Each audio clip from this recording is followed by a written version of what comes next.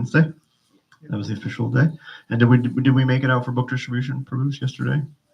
No, didn't make it. We tried. That's okay. So today, Petita Bob and I had the idea to change it up a little bit and have a round robin format where everyone, hopefully you saw the text in all the WhatsApp groups, we just want you to recite your favorite verse from Bhagavad-gita. You can do the Sanskrit or English or both, preferably both. If you can't, English more than fine. And just say what it means to you, how it inspires you, how, the when, why, and the how. So we asked Keelan to go first, but he declined. So I guess I'll go first. And I'll set the format, set the mood for us. So I'll go, Petita Pavana, you're prepared? What? This was your idea. He doesn't have to. No. You need slides for everything. I knew what my verse was, so I will speak about it. Okay, good. So let's see. Should we Mangalacharna real quick? Om Jnana Timiranda Jnanangana Shalakaya Chakshur Militungena Tasmai Shri Gurave Namaha Vanchakapatrubhyas Kripasinabhya Chapati Tampame Vaishnavi Namo Namaha. So my favorite verse from Bhagavad-gita comes from chapter 4, text 31. If you don't know, I actually have it tattooed on my forearm. Here. I got it when I was 22, 20. When did we meet? It was like the year we met. We just started dating. My wife was a real trooper. She sat with me in the tattoo shop for hours while I got it done. I don't know. Anybody? How many of you have tattoos? Am I like the Purnamasi? It's like boring, right? Sitting in the tattoo shop, especially when someone else is getting tattooed. You're just sitting there, just so bored. Well, my wife was a trooper.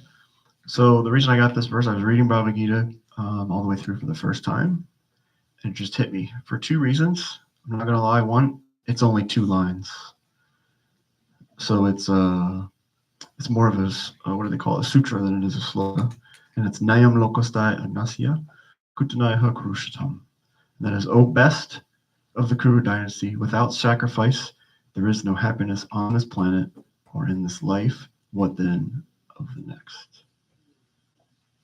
And that hit me like a ton of bricks when I read it.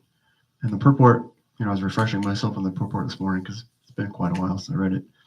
And the purport is so practical because Prabhupada, it applies to, again, Bhagavad-gita changed my life in a way that even if I wouldn't have become a devotee, I was able to extract some knowledge, or maybe not knowledge, but inspiration from Bhagavad-gita, right? So, because everything Krishna is telling Arjuna is applicable in both spiritual life and material life, right? Because you take those lessons, you apply them to your material life, and what happens? Eventually, everything in your material life becomes spiritualized, right? And Prabhupada emphasizes that in the purport. It says that any endeavor that we have in this world, it takes sacrifice, right? What's the proverb? Anything worth doing is worth doing right, and it takes sacrifice. If you really want to get it done right, you can't cut corners, right? So I thought it was a very practical instruction from Krishna to Arjuna, and I memorized it the first day I read it, and I've never forgot it since. It helps when you get them tattooed, and people ask, and it's also a preaching opportunity. People say, "What's that?" I say, "Oh, it's Sanskrit." "What's that?" "Oh, it's from Bhagavad-gita. It says this," and they're like, "You can read that?" I'm like, "No, not really. I just memorized it, but this is what it says." And everyone, you can see sort of the light bulb go off, right? That without sacrifice, there's no happiness in this life. But what then of the next?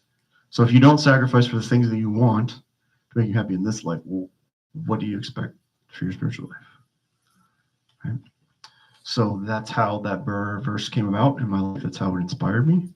And I'm happy to share it as every opportunity that I get. And I was like thinking about getting this tattoo redone because my old dry and pale skin, it's kind of just a little worn out. It used to be real orange, yellow, and real fiery looking, and now it's just kind of faded. So we'll see. Kind of feel like I'm done with tattoos for now. But that's it. That's my story. I'm sticking to it. So that'll be the format. Everyone okay with that? Everyone good? Everyone's flipping through their phones, find their verse. Everyone's heading to the back and grabbing the Gita. All right, so hopefully you'll be ready by the time we get to you. Petita Pavan, are you ready? I actually brought 2 extra mics for you guys. Wireless. Very fancy.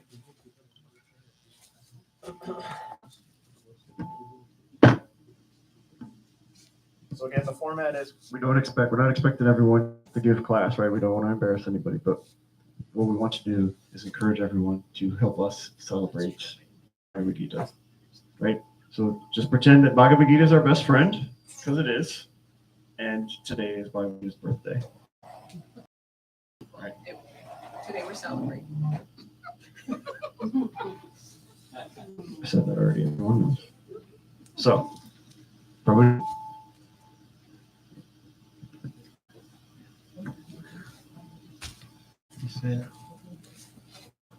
Hare Krishna.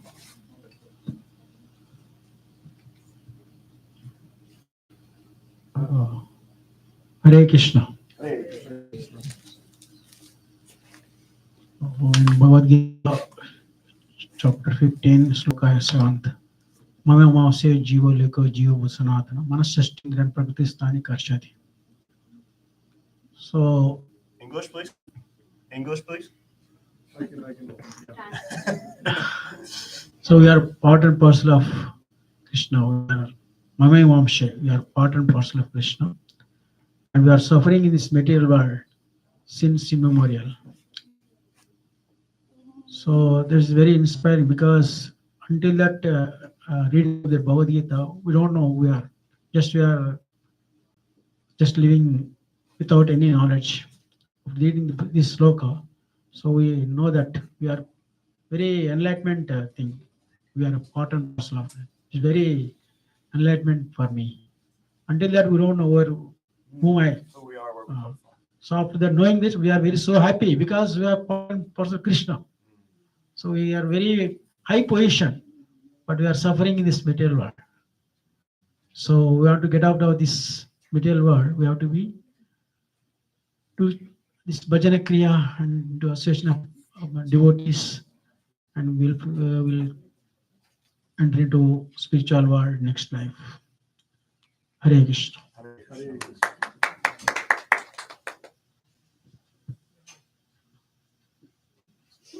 The faster you volunteer, the faster it will be over.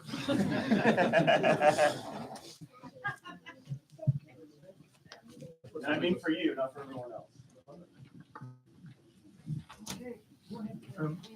Hare Krishna. So my name is Ujjwal Krishna. So, okay, so the shloka that really inspires me every time is shloka, 3rd chapter 21.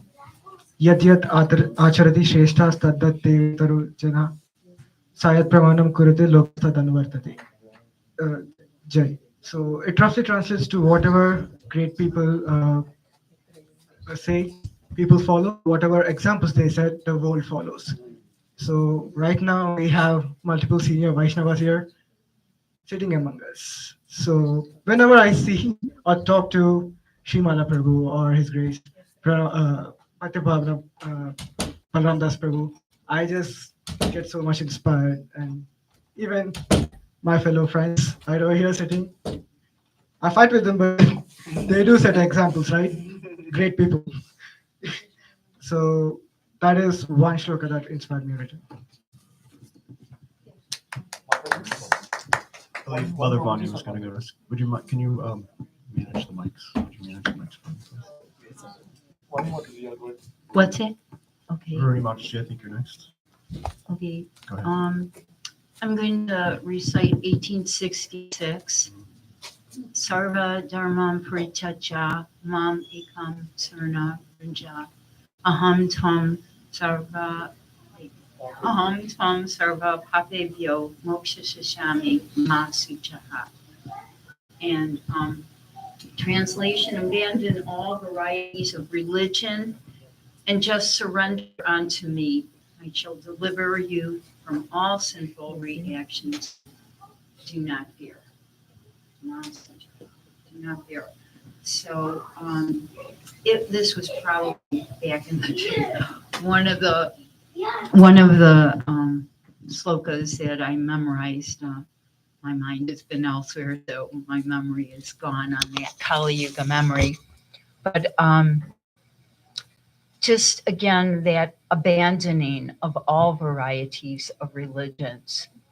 No matter, there are so many paths that one can be on. But anybody who has come to Krishna consciousness and has followed something else, whether it's Christianity, Judaism, I'll just say even, for the Hindus, Hinduism is not the same as a Vaishnav. Very, very different. Hindus are worshiping many demigods, and we are taught in Krishna consciousness there is only one. And Prabhupada would always say too, when it came to religion, or whether you were Christian, Jewish, whatever it was, there's only one God. There cannot be two. So some might call him, Yahweh or Buddha or Christ or whatever, but we know that Krishna, who has all six opulences in full, is the greatest of the great, smallest of the small. Everything about him, nobody really, the difference too is we're personalists. We're not impersonalists. I'm from a Jewish background, and I tried very hard at one point when I had a great tragedy in my life to go towards the Lord. And so I thought, well, I might as well try to go towards what I was brought up. But when you go to think about God, there's just an emptiness. And I know in Islam too, there is no image. And I just know the wealth of practicing in Krishna consciousness. Even, coming here and we've got a little altar set up. There's the chanting, the cleansing, the purification that comes out of Krishna consciousness is beyond, I think, all, again, practices. They will talk about purifying, but again, there's nothing like Krishna consciousness. So, this abandoning of all varieties and just surrender, that's a strong word. But we know ourselves, like Draupadi did, in the gambling room, she just lifted up her arms. She didn't hold on to the sari anymore. In complete surrender, Krishna will protect. I just wanted to add with that, like Krishna is what you said is worth surrendering to, right? Because this word dharma, Prabhupada translates that as religion, but we know dharma means duty. So surrender all your other duties, give up all these other misconceptions of your duty, and just surrender to Krishna and let Krishna guide you. Right, so I love that. And Vidwal Prabhu, for you guys, when you're graduating college and you're in your corporate world and everyone wants like quotes, they want you to put a quote on your email signature and all of this stuff.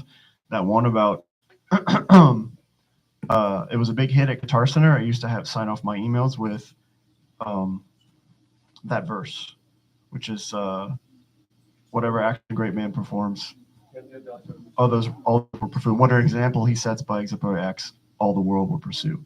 Because it doesn't say God, right? So it's totally appropriate for that. And then people ask you, well, where's that from? And then that's your doorway. That's your opening for preaching. And Prabhu, yes, it's a wonderful reminder, right, that we actually do come from Krishna. We're a part and parcel. And that despite whatever distractions may come on that path, like we're never not a part of Krishna. It's a wonderful reminder. So who would like to go next? I'll go. Colin Prabhu. Hare Krishna. Hare Krishna. The verse I chose to read today is from chapter 6, verse 29. I'll read it in English because my Sanskrit is not too strong. A true yogi observes me in all beings. and also sees every being in me. Indeed, the self-realized person sees me, the same Supreme Lord, everywhere. And this shloka resonates with me because in life, there's people that get under your skin or make me angry. And so, maybe my ex-wife. And so it just is helpful to think of this verse and just see God in everyone. And sometimes there's a reason why, they're in front of us. And so it's just helpful to treat every person like they're God and just be kind to every soul. So I really like this verse a lot. So I wanted to share that. Very nice. Thank you. Other issue?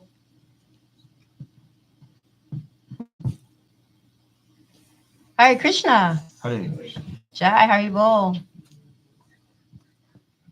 Jai. I wanted to read something from my favorite part of the Bhagavad-gita is the introduction, the preface. Srila Prabhupada sets us up and helps us realize that we're on a battlefield. And he makes it so nice. He makes me feel as though I'm a spiritual warrior. I'm prepared for battle. And yeah. So I just wanted to read something. Help me. Sorry. Yeah, I want to read this right here.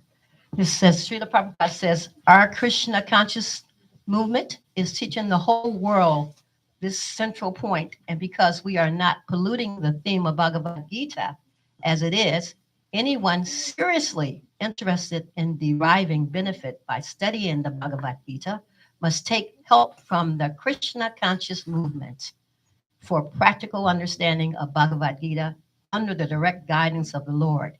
We hope, therefore, that people will derive the greatest benefit by studying Bhagavad-gita as it is, as we have presented it here. And if even one man becomes a pure devotee of the Lord, we shall consider our attempt a success. Hari Hari Bol, Srila Prabhupada. Jai. Thank you for that, Mata. Just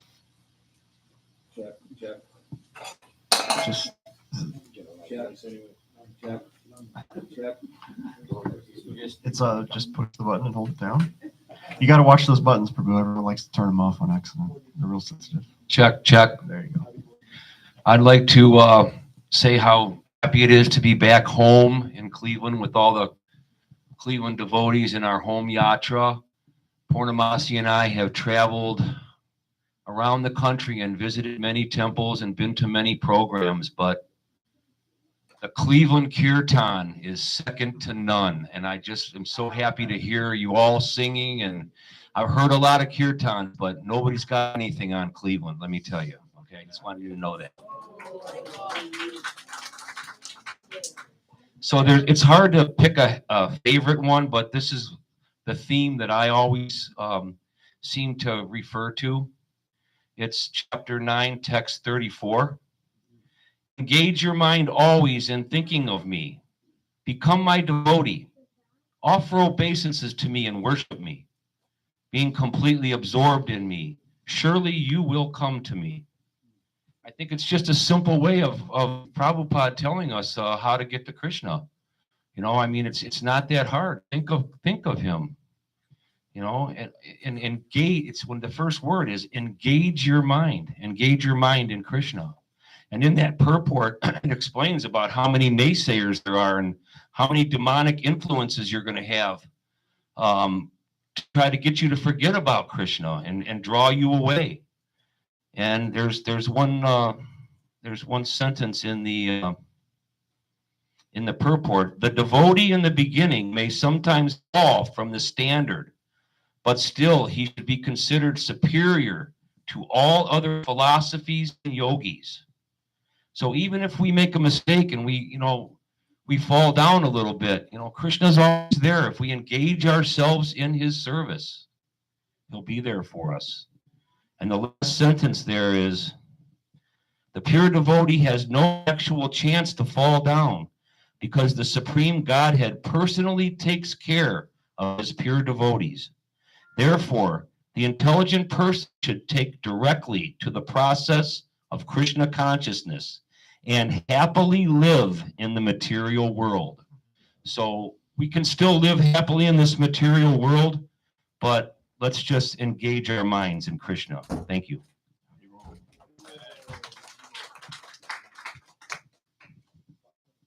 Hare Krishna.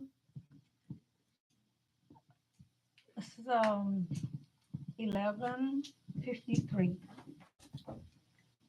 The form you are seeing with your transcendental eyes cannot be understood simply by studying the Vedas, nor by undergoing serious penances, nor by charity, nor by worship. It is not by these means that one sees me as I am.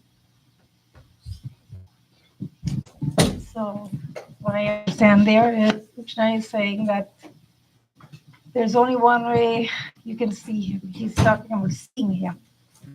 And there's only one way you can see him is by pure devotional service.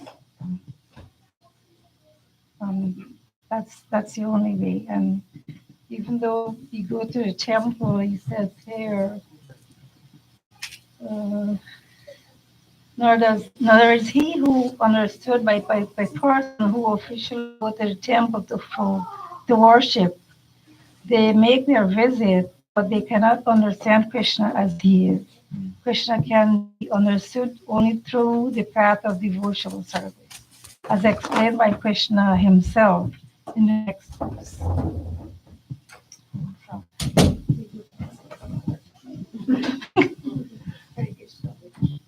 Thank you, Martha. Bhagavad-gita, Prabhu? Hey, Hare Krishna. Yeah, there's so many verses, but I find that the one I think about the most is this one in 2:14. O son of Kunti, the non-permanent appearance of happiness and distress and their disappearance in due course are like the appearance and disappearance of winter and summer season. They arise from sense perception, O Skanabarta, and one must learn to tolerate them without being disturbed. And this bhakti yoga is a process that's timely. You know, we're supposed to get up an hour and a half before sunrise.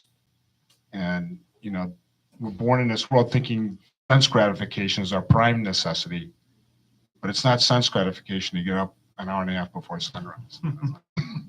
But we know that will purify us and enable us to enter the spiritual kingdom, because sense gratification is what's binding us here. So I think about that verse a lot, and I find, in fact, especially yesterday, we tried to go out yesterday in Harina. It was very cold, and you know we weren't able to find a parking space, but wow, it broke crowded on that. Anyway, Hare Krishna. Haribol. Thank you, Prabhu. Is Purnamasi much? Hare Krishna. Hare. Mine is 1865, and I actually do think this is my favorite verse. Mananabhava mad bhakto madhyaji mam namaskaru mamevayasi satyante pratijane priyawasame. Translation: always think of me, become my devotee, worship me, and offer your homage unto me. Thus you will come to me without fail. I promise you this, because you are my very dear friend. And I just have to say, everything is temporary, but you have an actual permanent friend, and it doesn't matter what body you're in. And eternally, you will always have that friend. You will never lose that friend, no matter what you do, what you say, how you act. And I just am in such awe of that, to know that really just boggles my mind sometimes, that Krishna is my friend. It's so sweet. Thank you. Jai. Dr. Tom, Prabhu? Mine is 2:20. For the soul, there is neither birth nor death at any time. He has not come into being, does not come into being, and will not come into being. He is unborn, eternal, ever existing, and primeval. He is not slain when the body is slain. This from the very first time I read the Gita, this always stuck out to me more than any other verse for me. And early on in my teens, this was my big question, you know, and this verse just answers so many things. It's just a few lines, and it just answers so many things. Those big questions, you know, the big question that we all have, and especially as you get older, you get to be my age, you even ponder it more. But early on, I always pondered this question, and when I came across it in the Gita, it was so early in the Gita too, I thought, this book's for me. Yeah, chapter 2 will do that for you. Yeah, It really dispels all disillusion. Right? but that's it for Wonderful proof. Thank you so much. I'll go. So this is the first verse my parents taught me when I was young. It's actually the last verse in the Gita, 1878, I think. It goes, Yatra Yogeshwara Krishna Yatra Partha Dhanurdara Tatrashir Vijaya Putri Dua Nitir Matir Mama, I believe, or something along the lines of that. But it basically says, wherever there is Krishna, the master of all mystics, and wherever there is Arjuna, the supreme archer, there will certainly be victory, opulence, extraordinary power, and morality. That is my opinion. I don't know. This is the first verse that I think I learned that I can remember, and you know, I guess the whole Bhagavad-gita, I was interested in it because it was staged as a battle, but really it's you know, a combination between Krishna and Arjuna. And if you're on the side of Krishna, you'll be on the winning side. So that's the side I like to be on. So that's why I chose it. Very nice proof. Sure, Malta, go ahead. Oh, wow. Never knew that. When I hear her sometimes after class, she will make that comment or say it. Speak it. Yeah, very good. Sure. Keelan Prabhu, you have the mic? Is it on? Yes. Yes. One more time. Jai Sri Bhagavad-gita, very nice. As it is, you know, Prabhupada was asked by one lady for, you know, what could he recommend a Bhagavad-gita? And he thought about that, and I guess his hadn't been published yet. Is that correct? And so, because he said there are over 600 different translations, but they all give some other than as it is, taking Krishna as his word. If you study the book, why would you study a book for someone who can't say what they mean? You know, so Krishna knows how to say what he means, so you must accept that.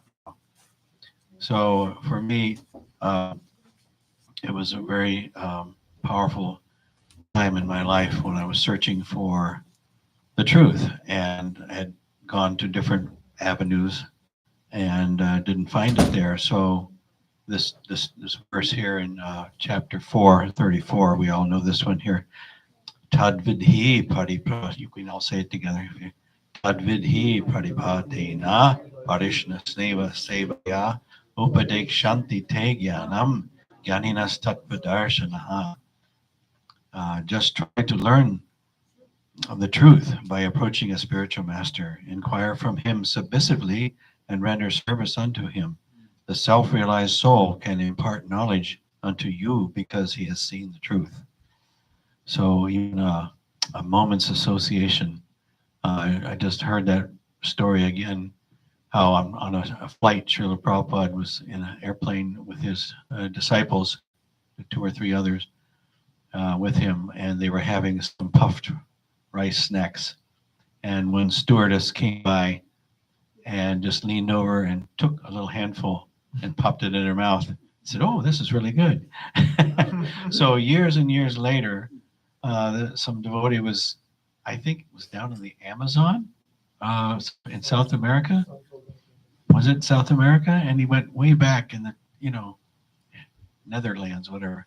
And he came to one house, and here it was that exact stewardess. She had an altar, and she had some Prabhupada's books, and she was becoming Krishna conscious just from that moment's association. Wow. So,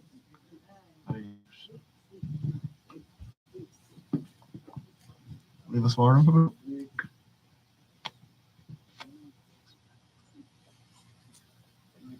Check, testing, okay. Okay, my favorite verse. Oh, yeah. My favorite verse is, wow, actually, I like all of them. But one that stands out in my mind very vividly is Bhagavad-gita 2:13. Denos minya ta dehi komaron yavanandra ta deha praptir dear tachanamu yati. Translation.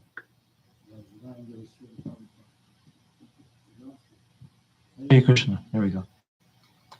As the embodied soul continuously passes in this body from boyhood to youth to old age, the soul similarly passes into another body at death. A sober person is not bewildered by such a change.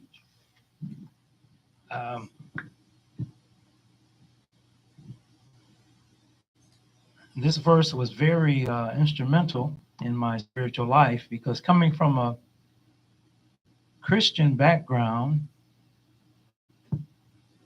we had different conceptions about what happens when a person leaves the body. And there were very different explanations from different groups. One group says you just lay in the grave until Christ comes back, then you'll wake up. Right? Is that right? Judgment Day. And then wake up. And until that time, you'll be asleep. Okay. And then there was another group that said there's only a couple of 100,000 people that are going back to Godhead or going back to heaven, right? So there were so many different confusing points of view. Right? Jehovah's Witness said that? Okay.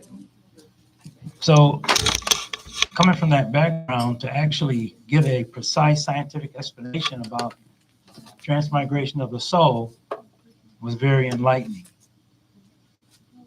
At a young age, I had witnessed many people leaving the body. And I wondered, what happened? What happened? Where are they going?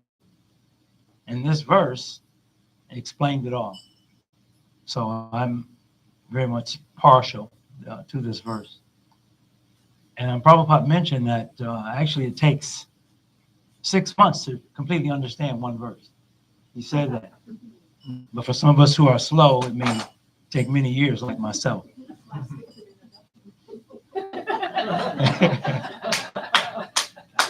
So that second chapter, Krishna explains everything. That's why it's called the contents of the Gita summarized. Everything is there.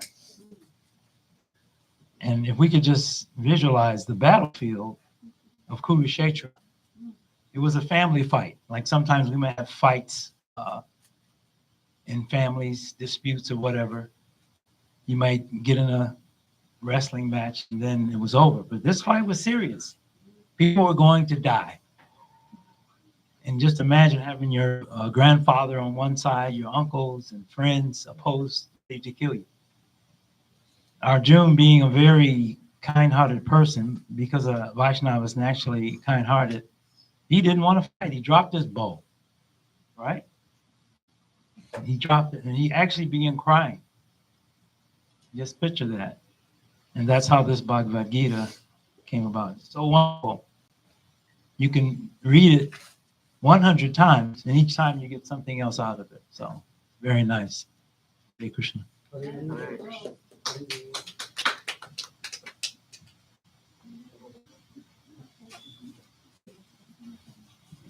Hare Krishna, Bhagavad-gita 9.26. Patram pushpam palam toyam yeme bhakta prayachati tadaham bhaktya upakritam asname prayatatmanaha. Translation, Srila Prabhupada. If one offers me with love and devotion, a leaf, a flower, a fruit or water, I will accept it. Hare Krishna. Love. ప్రేమతో ఇస్తే భగవంతుడు స్వీకరిస్తాడు. You give anything with love and devotion, Lord, He takes it. That's why she likes it.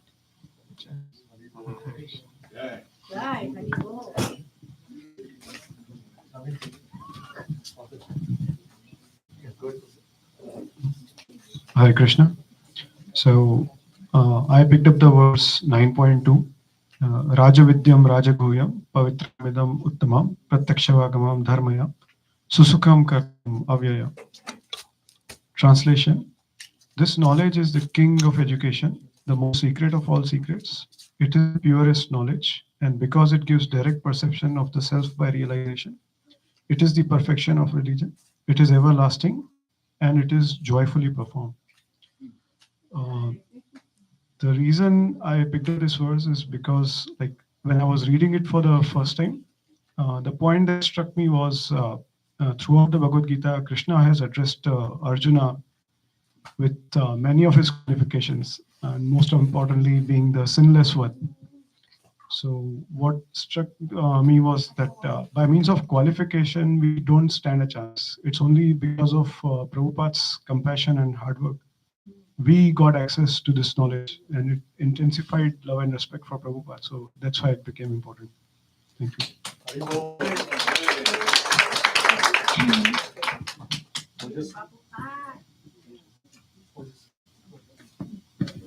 Okay, so the one I'm doing is chapter 2, the 13th verse, I think. The shloka is Denosmin yata dehe kaumaram yavanam jara tata dehantra prapya dira shatranam mukhyati. The translation is, as the embodied soul continuously passes in this body from boyhood to youth to old age, the soul similarly passes into another body at death. A sober person is not bewildered by such a change. So basically, it's in like what I think of it. The verse is that so basically it's inevitable that our body will still age and grow. Only our body is changing, not our soul. Like for example, no one grieves when the seed dies as it's giving birth to the plant. So people shouldn't grieve when they age because it's just a cycle and our body is just temporary. So for the little time we have left in this world, we should spend it by serving God.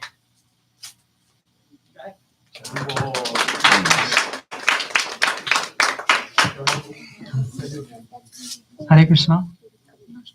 So I'm going to read the chapter 2, verse 47. Karmanya vadikaraste mahapalishu kadachana ma karma phalahetur bhurmate sango svatkarmani. This means that one should perform her actions without thinking of the fruit. That is, one has the right over the action, but not over its fruit. So basically, Krishna teaches us to keep our expectation as low as possible by saying that we do not have the right over the fruits of an action. When we help others and expect something in return, hence we get disappointed. So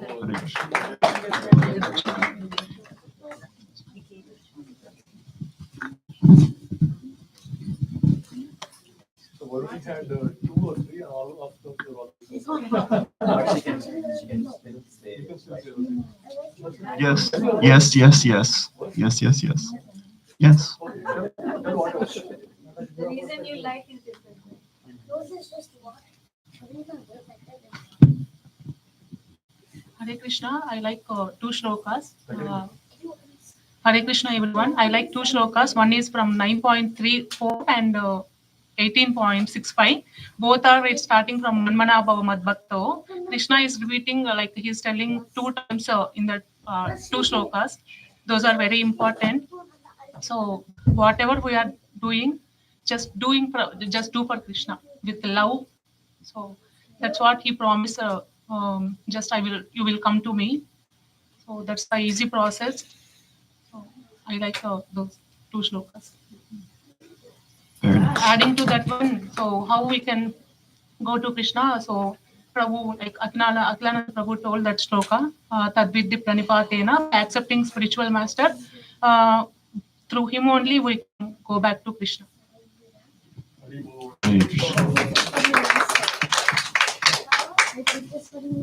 So we have 2 or 3 Matajis that haven't gone yet. Hare Krishna. My selecting verse is chapter 2, verse 15. So it's like the person who is not disturbed by happiness and distress and is steady in both, so he is certainly eligible for liberation. it's like very always when I'm stressed, I forget everything. So I think we should be steady in that state, not in stress but also in happiness. Thank you. Hare Krishna.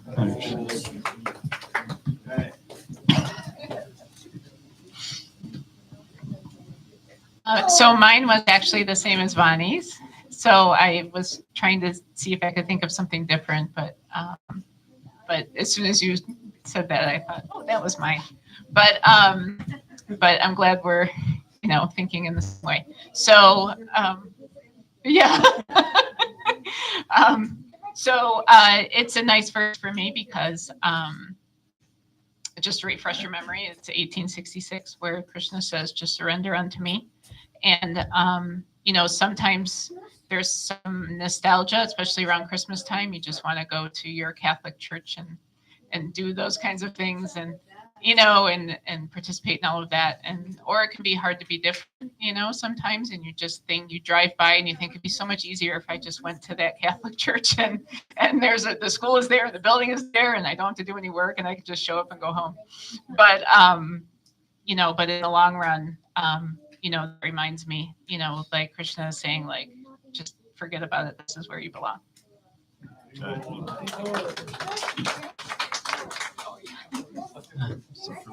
Hare Krishna. Exactly, I don't remember the verse, but I know the meaning. And it happened when I was doing my master's in Alabama. So I was going to Kirtan and all. Over there, one verse they discussed, and it struck me really good. I mean, in one of the verse, Krishna says that you surrender unto me, I will carry what you have, and I'll provide what you lack. So that was the verse which is really like touched me, and it was good. Very nice. It's a wonderful verse. We've heard from the husband. Now we should hear from the wife. Hare Krishna. So I also I was also thinking of the same verse that Meenan Prabhu's Mataji mentioned. This Patram Pushpam Phalam Toyam Yome Bhakta Prayachati Tadaham Bhakti Yupartam Ashnami Prayatatmana. So I was attending one of session for my kids. So they had an online Gita or craft, something like in the summer program. So they were doing that session, and they did a craft around this shloka.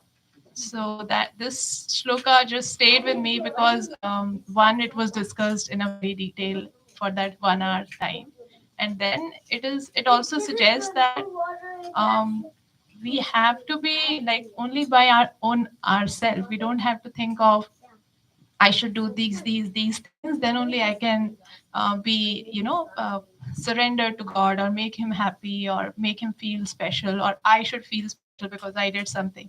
But no, it is a very very simple process. Even leave can be offered as a special thing that can have a value when you're going to God. So it's just your meaningful connection with Him that you can even absorb only by very small things, not by doing very big things or very big efforts, but it can be that small feeling or gesture that can make you feel connected to Krishna. So that's what I take from this shloka. So that's what I understand. Thank you. Thank you.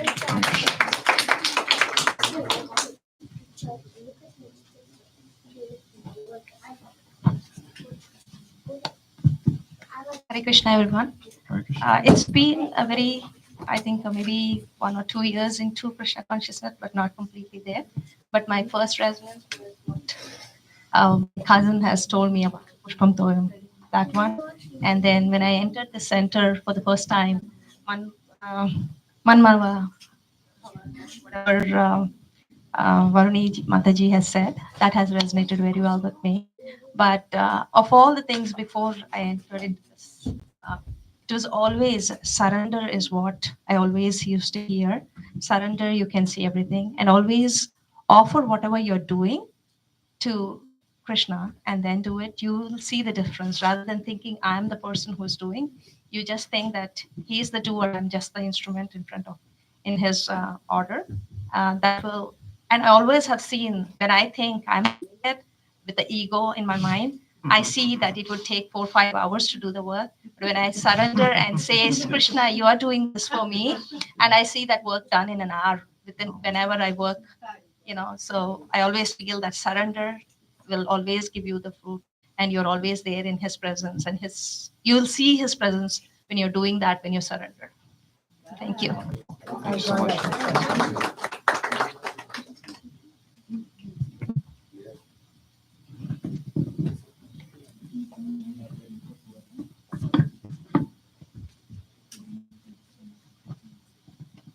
See ya.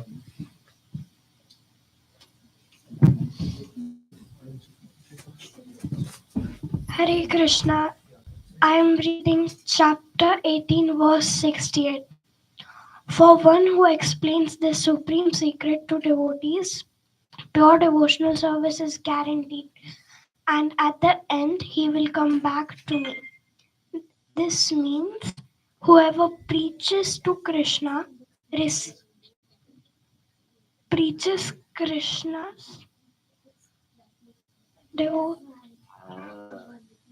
gets Krishna's devotional service. Haribol. Rishki Mataji, you want to say? Okay. Minu Rubaji, you can go.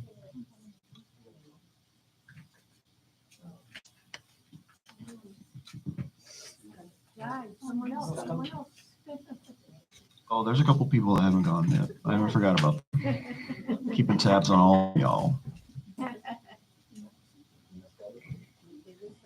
Somebody already said this one.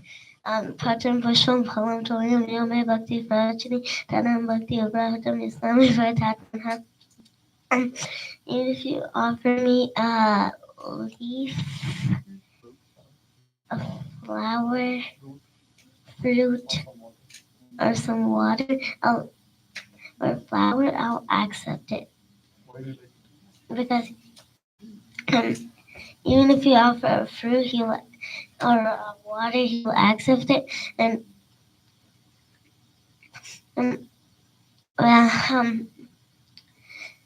with love,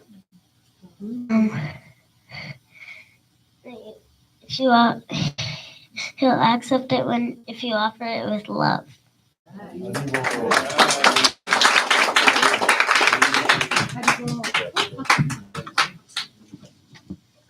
Jema Karmadivya Tamadivya Yomid Ewan Tatwata Punajirma Tatwadayam Punajarma Naiti Mamati Sorjana. One who knows the transcendental nature of the appearance then and activities does not upon leaving the body and come back to this material world, but I take my body, attain the bird, O Arjuna. Bhagavad-gita 4, chapter 9 word.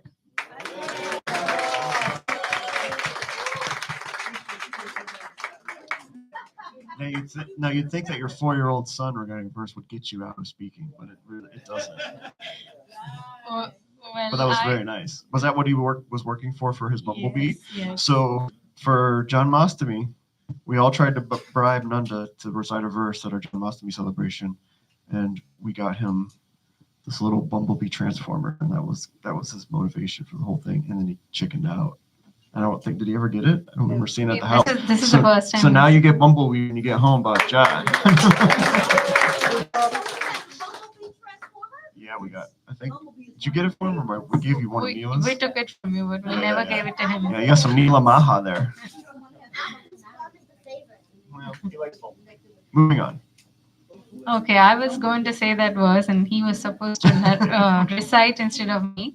But I love that verse because after I started listening to the classes seriously, after coming to Denver, as many of you know my journey, I think it's been about 6 months I've been listening to classes, and suddenly when my teacher who was giving a class that day, he mentioned about Krishna and Krishna being the Supreme Personality of Godhead. 6 months after I started listening to the classes, that's the first time I knew that Krishna is the Supreme Personality of Godhead and he's the source of everything. And he showed me the chart of how everything emanates from Krishna, all the four different forms, all the Balaram and Shankrishna and all that. So that was stuck in me. That's the long time question I had since my childhood. I used to sleep on the terrace and look at the stars and think about who is the source of everything. There should be someone. It's not everybody, because of the lack of knowledge. So I used to think a lot about it, and that's when that answer like came to me, and then I was surprised. Then and there, I asked, "Are you serious? Krishna is the supreme personality of God." You know, we kept thinking the other way around. Like Mahavishnu is the supreme person, and actually he's equal to Lord Vishnu, Shiva, and Brahma, and stuff like that. So that's when I knew, and that's how this was stuck in me. Wonderful. Thank you for sharing that. Hare Krishna. Hare Krishna. Aminan Prabhu. Hare Krishna. My most remembered verse, I should say. It's chapter 15, text 15. Sarvasva chaham hridhi sannivisto mata smritir jnanam apohanam cha vedai cha sarvair ahameva vedya vedanta krit veda videva chaham. Translation: I am seated in everyone's heart, and from me come remembrance, knowledge, and forgetfulness. By all the Vedas, I am to be known. Indeed, I am the compiler of the Vedanta, and I am the knower of the Vedas. When I read this initially, three things stuck. I only thought remembrance and knowledge would be coming from Krishna, not the forgetfulness. So that gives me a reminder every time, okay, it's not just Smriti, like not only remembrance or the knowledge, everything comes from Krishna. This also supports the verse,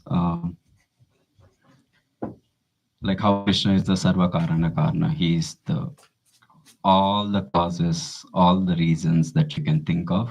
So I always remember of this verse whenever something happens, whether it's to be like you want or not. So that's how I always this is the most verse. This is the verse I remember most. So that's why it's my favorite. Thank you. Okay, now for our headliner. Take us home. Anyone else going? Okay. So first of all, really appreciate everyone speaking and all of you coming. I did not expect this much big turnaround. Like Prabhu was saying, it's like a family reunion. So my favorite verse is, there are so many in Bhagavad-gita, I cannot say one. But one stood out and helped me calm myself and focus about myself is chapter 4, text 11. It goes like, anyone remembers the starting? I forgot. So Krishna is causing me the apoha.